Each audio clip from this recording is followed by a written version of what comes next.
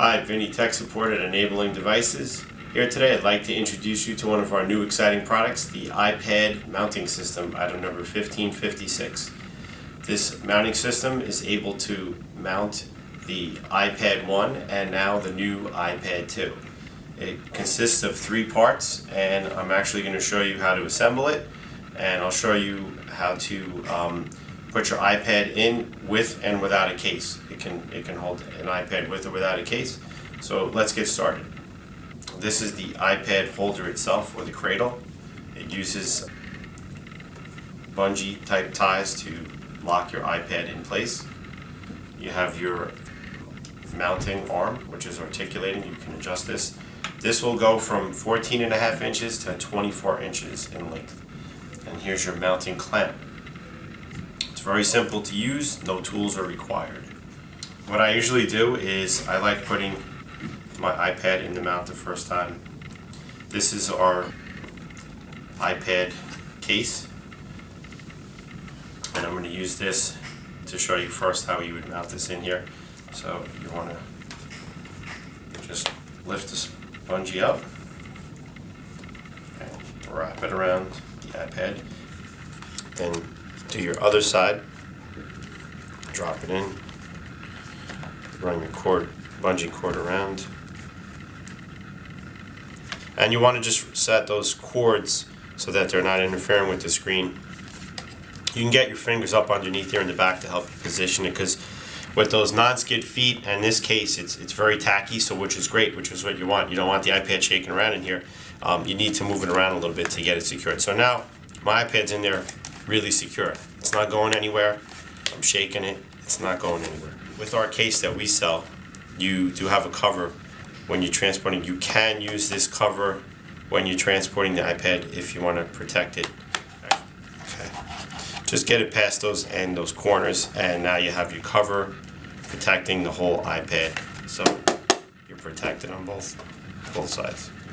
Okay, so now we want to do a tabletop mount. Another nice feature with this mounting clamp is it has a V channel in here for really good gripping on tubular surfaces such as wheelchairs, tubing, regular chairs that have tubular design, or a bed rail. And it also has a no-mar hard impact rubber finish so that you don't scratch up the surface of that wheelchair or bed rail. The added feature, if you're going to be mounting this on a tabletop, you want to fill this void here, and the unit comes with, and it's a storage area right here with that set screw, is a little insert wedge. Just loosen this set screw a little bit just to get this off, and tighten it back up, and you store it back here when you're not using it.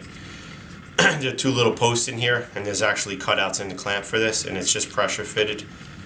And it also continues that non-marring. It's a composite insert, so it will not scratch. It's got a texture on it, but it doesn't mar.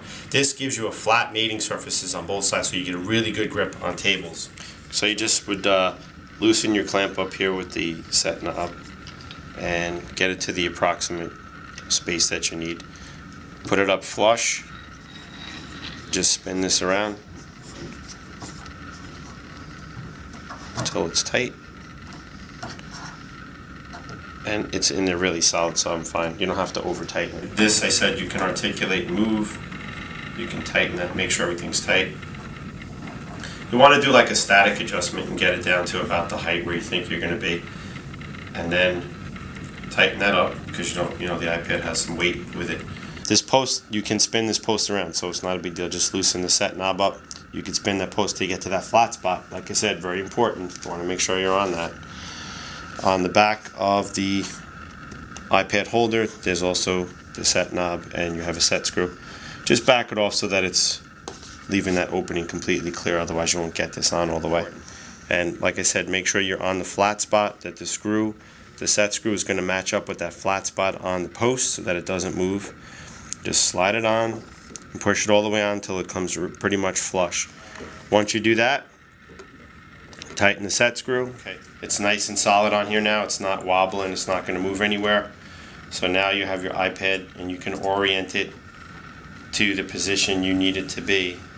one very important thing you want to keep in mind when you're making your adjustments with the iPad is that always cradle or hold the iPad, either underneath the mount or here on the stem when you're loosening and adjusting. You just don't want to let it go, because when you do loosen up the tension, you got some weight here. You don't want the iPad dropping down and banging on the table. It is protected, but you still just don't want to be doing that with any kind of electronics.